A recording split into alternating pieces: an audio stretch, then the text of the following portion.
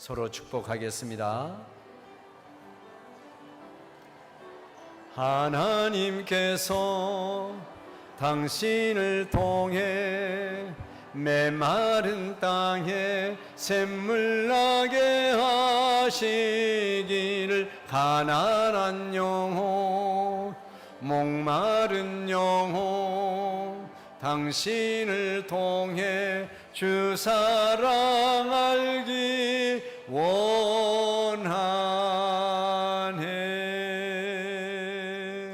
할렐루야.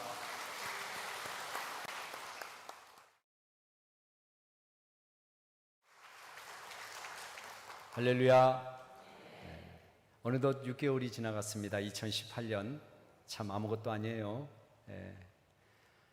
올해는 어떻게 지낼까? 어떤 소망을 가지고 그 소망을 이뤄볼까?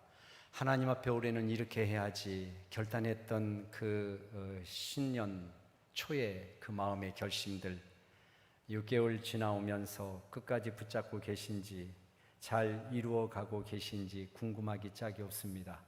아마 어떤 분들은 일취월장 그 마음 변치 않고 말씀을 붙잡고 나가는 분도 계시겠지만, 여러 가지 환경의 어려움과 또 삶의 고단함으로 인하여 잠시 그 끈을 놓치신 분도 계시리라고 생각이 되어지는데요. 어쨌든 지난 6개월 동안 하나님의 은혜 가운데 지내게 된 것 진심으로 감사를 드립니다. 올해는 우리 나라적으로 보면 무엇보다도 평창 올림픽, 그것이 큰 화두였죠. 그렇게 새해 벽두가 시작이 되었습니다. 또 평창 올림픽뿐만 아니라 거기에 북한 동포들도 동참한다고 하는 그런 결정이 되어져서 오랜만에 남과 북이 서로 어깨동무를 하고 한 팀을 구성해서 같이 마음을 합쳐서 응원했던 그런 아주 해빙의 무드, 평화의 무드, 그런 것들로 한 해를 시작을 했습니다. 그러다가 남쪽 대통령과 북쪽의 지도자가 만나는 일들이 성사되어서 정말 이게 될까 궁금해하고 또 의심이 되기도 하고, 잘 안 될 거야, 잘 될 거야, 그렇게 하는 일이 무슨 의미가 있어, 그렇게 한들 무슨 소용이 있어, 이런 어떤 그 마음의 힘든 생각을 가지고 바라보기도 했죠. 그리고 이어서 그렇게 서로 원수로 지내던 미국과 북한 또 대통령 지도자가 만나서 대화를 하는 그런 일로 지난 6개월 동안을 보내어 왔습니다. 우리나라로 본다면은 무엇보다도 이 평화에 대한 주제를 더욱 생각하고, 이 나라가 정말 하나님의 손길로 도움을 받고 지켜져야 되겠다라는 생각을 많이 하며 여러분들이 기도하셨으리라고 생각을 합니다.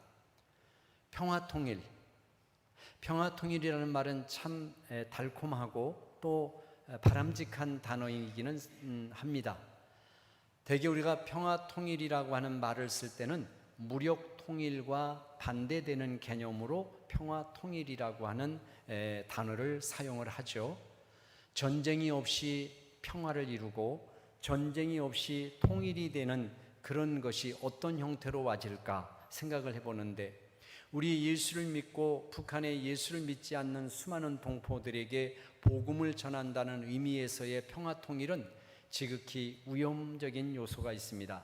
왜냐하면 서로 평화적인 통일을 한다면 그것은 정치적인 평화통일이기 때문에 서로의 체제를 인정해주고 서로에게 기분 상하지 않도록 해줘야 된단 말이죠. 말도 기분 상하지 않게 해주고, 또 서로 돕는 일도 기분 상하지 않게 해주고, 오고 가는 일도 기분 상하지 않게 해주다 보니 자칫 잘못하면 이런 평화의 무드는 서로의 체제를 공고히 하는 그러한 위험적인 요소들이 한편에 있습니다. 북한은 북한대로 지금의 체제를 더욱더 굳건하게 만들어 가려고 할 것이고, 남쪽은 남쪽대로 우리의 방식으로 살아가는 것을 그들에게 때로 조심스럽게 권고하며 또 우리 것을 지켜나갈 것이고, 그 사이에 복음이 들어갈 그러한 기회는 더 사라질 것이 아닌가, 그런 염려를 갖게 합니다. 정말 옛날 소비에트 연방공화국이 한순간에 무너져서 이제는 각 나라가 된 것처럼 북한도 그렇게 내부적인 어떤 일로 말미암아 와해가 되었으면 참 좋겠다라는 생각을 해요. 그것은 북한 동포들에게도 참 좋은 방법이 아닌가 싶습니다. 정치적인 평화 통일은요, 서로 주도권을 놓지 않으려고 하기 때문에 지금 가지고 있는 체제를 절대 바꾸지 않죠. 그러면 복음을 전하는 일은 더욱 어려워지는 것 같아요. 뭔가 이제 소련이 와해가 되고 러시아로 우즈베키스탄, 무슨 카자흐스탄 등등 다양한 나라가 되면서 거기에 복음이 더 많이 들어가게 되었어요. 그래서 제가 활동하는 애향목이라고 하는 선교회는 미얀마라든가 러시아 쪽에 선교를 하고 있는데 1년에 한 번씩 거기 계시는 목사님들과 목사님들의 부인들을 초청을 해서 저희들이 교육을 하고 또 공부를 가르치면서 그들에게 복음을 전하거든요. 그런데 많은 목사님들이 오셔요. 그분들이 카자흐스탄, 우즈베키스탄, 또 러시아 등등 다양한 옛날 소비에트 연방공화국을 이루던 나라들 사람들이에요. 그분들이 와요. 그러니까 복음이 잘 들어가는 거예요. 가서 마음대로 복음을 전할 수 있어요. 자유로움이 있단 말이에요. 북한도 그렇게 돼야 되지 않을까라는 생각을 해요. 그래서 여러분들이 평화 통일을 위해서 기도하시기는 해도 우리는 우리 한국의 통일뿐만 아니라 복음이 증거되는 나라가 돼야 되잖아요. 하나님의 말씀이 온 땅끝까지 이르러 전파대가 돼야 되잖아요. 그것을 염두에 두면서 평화 통일을 위해 기도하면 좋겠다라는 생각을 합니다. 이제 앞으로도 북한의 핵 문제와 맞물려서 어떻게 진행되어져 갈지 기대가 되기도 하고 걱정이 되기도 합니다. 여러분, 아무쪼록 우리가 누리고 있는 이 복음의 기쁨이 북한 땅에도 아무런 제재가 없이 누릴 수 있는 그러한 통일이 되기를 위하여 여러분을 기도해 주시기를 주님의 이름으로 부탁을 드립니다. 이렇게 지난 6개월은 우리나라에 중요한 일들이 있었어요. 또 여러분 개개인에게도 중요한 일들이 많이 있었을 거예요. 여러 가지 신앙생활을 하면서 하나님이 인도하시는 것을 경험하기도 하고, 때로는 믿음 생활을 해도 뭔가 마음에 확 닿지 않는 갑갑함이 있기도 하고, 뭔가 마음에 막 익사이트한, 좀 흥분되고 감동적인 그러한 그 간증들이 내 삶에 있어야 되는데 좀처럼 그런 간증들을 찾아내기가 어려운 그런 6개월을 보내시기도 하셨을 것이고, 지금도 어려움은 계속 이어져가는 현실의 아픔들이 분명히 있을 것입니다. 그런 가운데서도 돌아보면 하나님이 섬세하게 우리를 만져주시고 이끌어 주신 것을 볼 수가 있어요. 그러면 하나님의 이런 섬세하신 인도하심은 어떻게 드러나는가? 이것을 오늘 저희들이 보려고 합니다. 지난 6개월 동안 하나님이 나를 인도하셨다, 그냥 막연히 하나님이 나를 인도하셨다, 그냥 그렇게 얘기만 하는 인도가 아니고, 당연히 예수를 믿으니까 하나님이 인도하셨다고 얘기를 해야지 라고 하는 것이 아니고, 정말 그분이 나를 인도하시고 섬세하게 다루어 가신다는 것을 어떻게 우리는 알 수 있을까? 오늘 본문을 통하여 특별히 이탈리아의 백부장인 고넬료라고 하는 사람과 베드로를 통하여 그것을 우리가 한번 확인해 보려고 합니다. 본문에 나와 있는 고넬료는 사도행전 10장 1절에 보면은 자세하게 고넬료가 누구인지가 설명되어지고 있습니다. 일단 고넬료는 로마 사람입니다. 이탈리아 사람이란 말이에요. 즉 이방인입니다. 유대인의 기준으로 볼 때는 그는 이방인이에요. 또 이방인 중에서 어떤 이방인인가? 자기 나라를 점령한 점령국의 이방인입니다. 그러니까 이탈리아인들, 로마 고넬료라고 하는 이 사람에게 이 유대 나라는 점령지예요. 점령지. 그래서 가이사랴 빌립보라고 하는 곳에 주둔을 하고 있었는데, 가이사랴 빌립보라고 하는 지역은 원래부터 군사 도시입니다. 그래서 많은 이방 나라 군대들이 오는데, 특별히 로마 군대들이 아주 대규모로 거기서 주둔하고 있는 그런 도시예요. 그런 도시에서 고넬료는 어떤 직위를 갖고 있었느냐? 성경을 보니까 백부장이다 그랬습니다. 10장 1절에 보니까 백부장은 우리나라 군대 조직으로 본다면 중대장급에 해당하는 정도의 직위죠. 이런 군대 문화에 익숙해져 있는 사람, 더구나 이방인의 군인으로서 자기의 점령지의 나라에 와서 그렇게 생활을 하는데 이 사람이 하나님을 만난 거죠. 하나님을 만난 거예요. 이탈리아 로마라고 하는 그 나라의 신앙은 뭐냐면 다신이죠. 다신. 수많은 신들이 있어요. 그 신을 인격화시켜서 사람처럼 대하는 그런 신들이 많이 있었어요.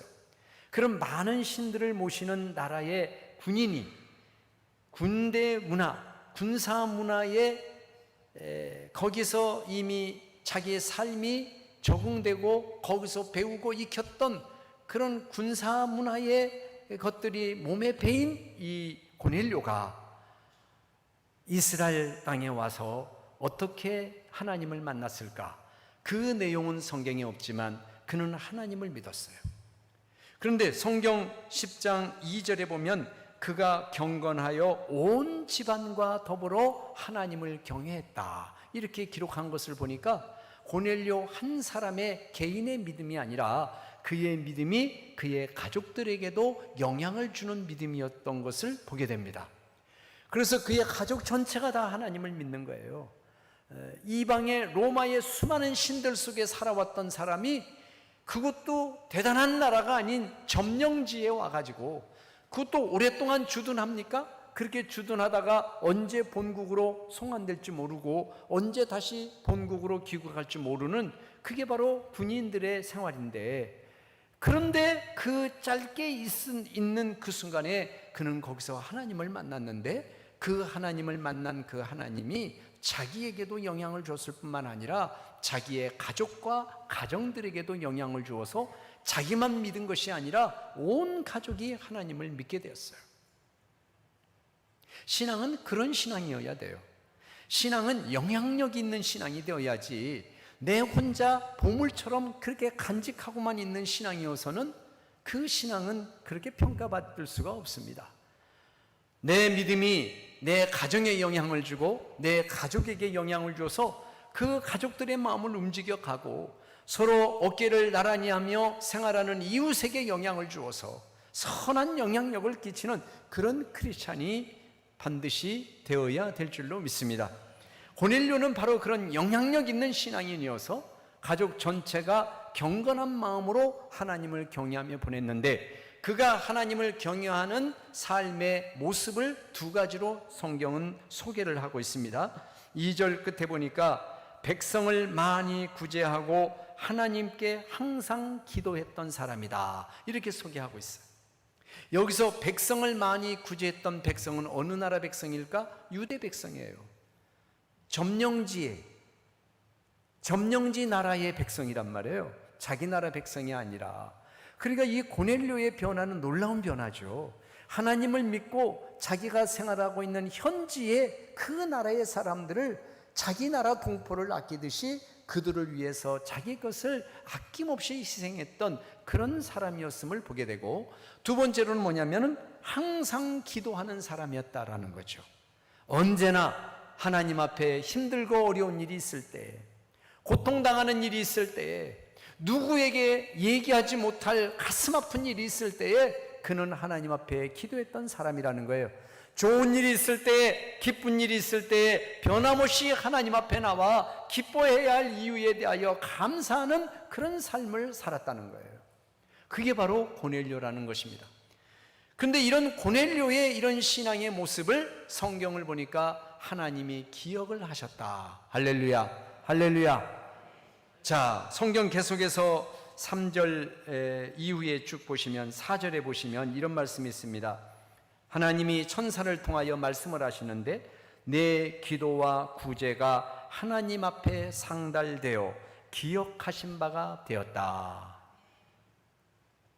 우리들이 드리는 신앙의 다양한 행위가 있죠. 예배를 드리거나 기도를 하거나 교회를 위해서 봉사하거나 다른 사람을 섬기는 일, 이것의 의미는 뭘까? 이것이 단순히 내가 그냥 신앙생활을 하는 거다 이런 정도가 아니라는 거예요. 오늘 고넬료의 모습을 보면 고넬료의 구제와 고넬료의 기도에 대하여 하나님은 뭐라고 말씀하셨냐면 너의 구제와 너의 기도가 나한테 상달되었다. 그래서 내가 너희의 기도와 구제를 기억하지 않을 수가 없었다. 이렇게 얘기하는 거거든요. 그러니까 여러분들 기도하면 뭐 할까 이런 생각하지 마세요. 이 정도 내가 구제하는 일 내 스스로 만족하고 잊어버리는 일로 보내지 마세요.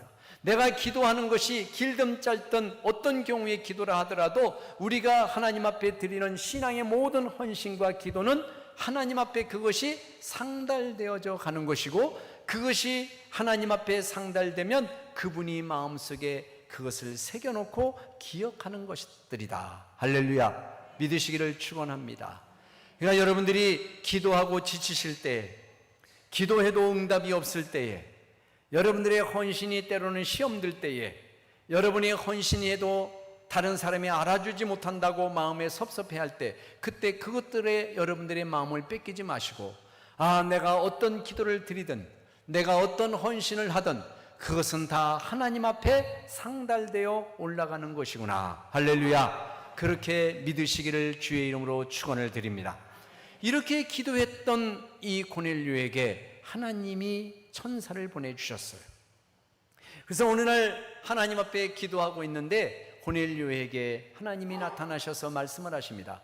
고넬료야, 너 지금부터 내가 너에게 꼭 할 말이 있다. 그런데 내가 사람을 통해서 그 말을 너에게 하마. 그 사람이 누구냐면 저기 요바에 사는 사람이 있다.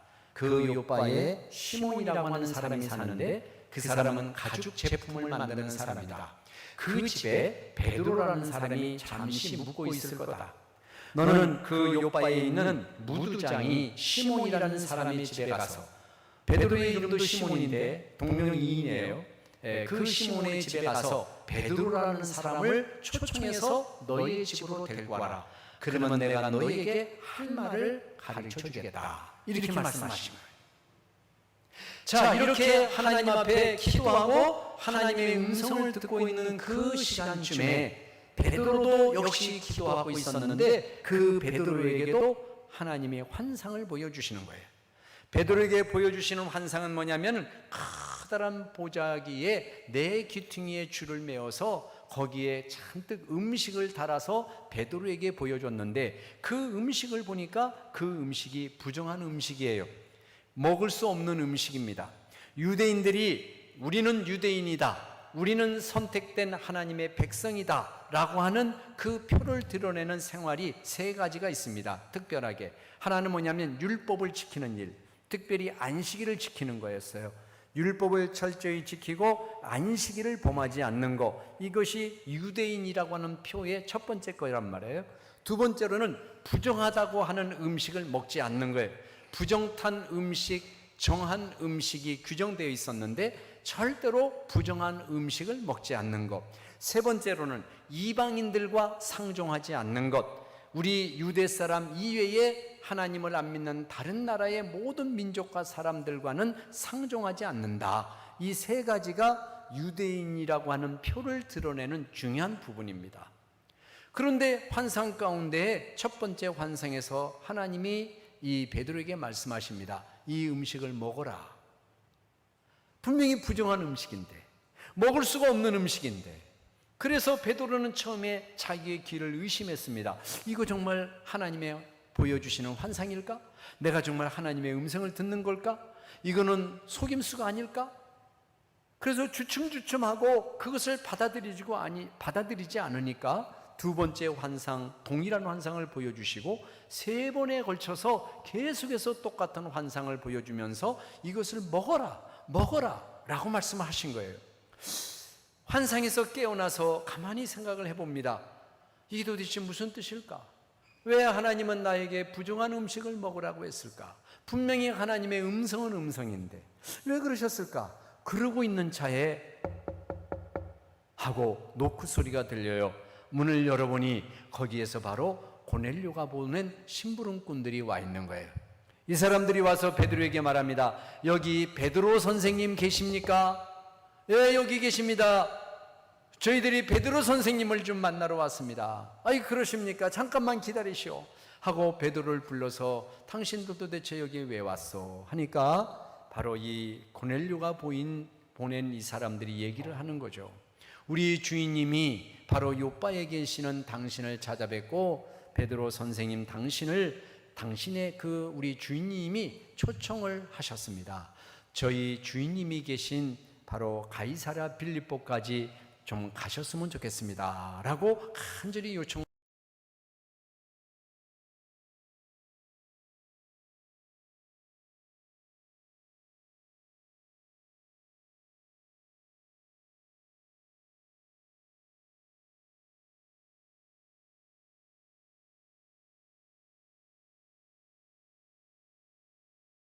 이제 깨달아지면서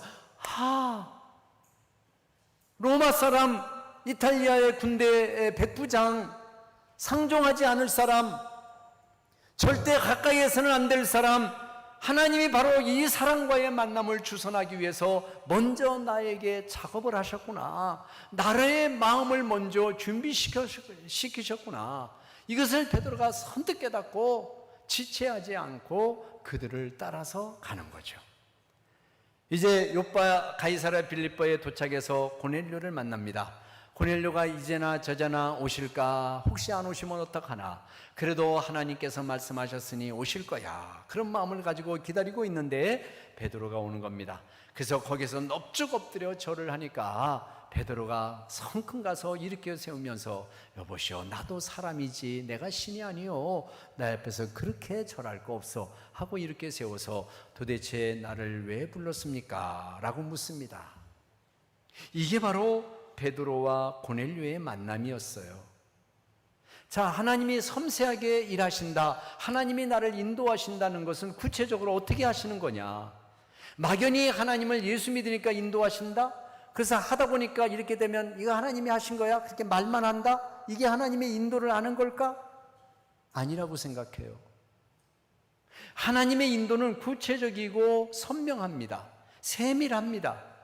그리고 그런 하나님의 인도, 섬세하신 하나님의 인도 뒤에는 바로 이렇게 날마다 하나님 앞에 드려지는 기도, 하나님 앞에 상달되어지는 기도, 하나님이 기억하신 바가 되는 그들의 헌신, 그들의 구제, 그것이 바로 있었단 말이에요. 그것이 이들로 하여금 서로의 만남을 이루게 하였고 하나님이 그들 가운데 섬세하게 일하셨다고 하는 것들을 보여주시는 거예요. 여러분이 지난 6개월 동안 생활하면서 힘들고 어려운 일이 있을 때 여러분이 기도하셨지 않아요?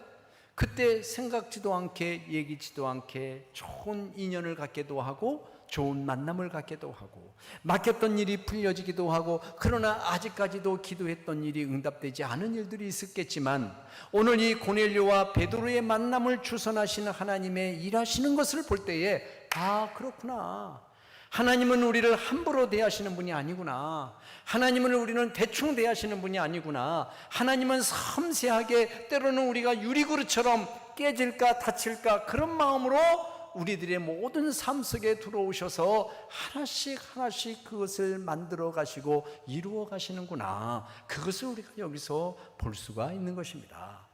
지난 6개월을 우리가 실상 그렇게 산 거예요. 여러분들이 확실히 믿어지든 안 믿어지든, 확실한 증거가 있든 없든, 실상은 하나님은 그렇게 일을 해 오신 거예요. 그러니까 앞으로 이제 2018년 후반기를 여러분 지나실 때에도 여러분의 기도 하찮게 생각하지 마세요. 여러분들이 주님의 이름으로 하는 다양한 헌신들, 그거 늘 하는 일이라 별 의미 없이 생각하지 마세요. 그 하나하나가 모아져서 어떻게 된다고요? 하나님에게 상달되어진다. 할렐루야, 할렐루야. 또 여러분들이 상달되어지는 그 모든 행위와 신앙의 헌신들이 하나님에게 어떻게 된다? 기억되신 바 된다. 하나님의 마음에 새겨진다는 거예요. 그래서 김 집사의 하는 일을 내가 안다. 김 집사가 탄원하며 기도할 때, 그래, 내가 너를 알아, 내가 너의 헌신을 알고 있어, 내가 너의 기도를 알고 있어, 걱정하지 마. 사랑하는 이 장로, 사랑하는 김 장로, 김 권사, 이 권사, 최 권사, 누구다 할지라도 어떤 고통과 어떤 염려 속에 하나님 내 기도를 정말 들으시나요? 하나님, 내가 이렇게 짧은 기도인데요, 나는 이렇게밖에 못하는데요. 여러분 걱정하지 마세요. 내가 너를 기억한다. 사랑하는 아들아, 사랑하는 딸아, 내가 너의 모든 행위를 안다. 내가 너의 기도를 들어주마. 내가 너와 함께하마. 할렐루야. 하나님이 그렇게 우리를 위하여 일하고 계심을 이제 이 후반기 기간 동안에 절절하게 경험하시고, 여러분 간증 있는 신앙생활이 돼야 돼요. 간증이 없으면요 신앙생활이 참 무미건조한 거예요.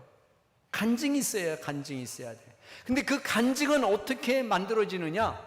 하나님 앞에 매달려 기도하고 하나님의 말씀대로 살려고. 힘들잖아요, 하나님의 말씀대로 사는 것이. 그래도 내가 하나님의 사람이니까 하나님의 말씀대로 산다고 하는 마음을 가지고 그 말씀을 실천하고 실행할 때, 그때 간증이 생기는 거예요.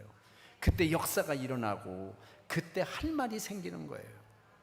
아무쪼록 후반기에 여러분들이 걸어가시는 모든 길에 날마다 날마다 하나님이 함께 하시고 섬세하게 여러분을 다루어 가시고 만들어 가시는 그 하나님께 영광 돌리는 여러분들에게 간증거리가 많아지시는 그런 후반기 6개월이 되시기를 주님의 이름으로 축원을 드립니다. 우리 다 같이 통성으로 하나님 앞에 기도하겠습니다. 간증 있는 성도가 되게 하시고 영향력 있는 크리스찬이 되게 하시고 섬세하게 나를 이끄시고 다루어 가시는 하나님의 놀라운 증거를 얻게 하옵소서.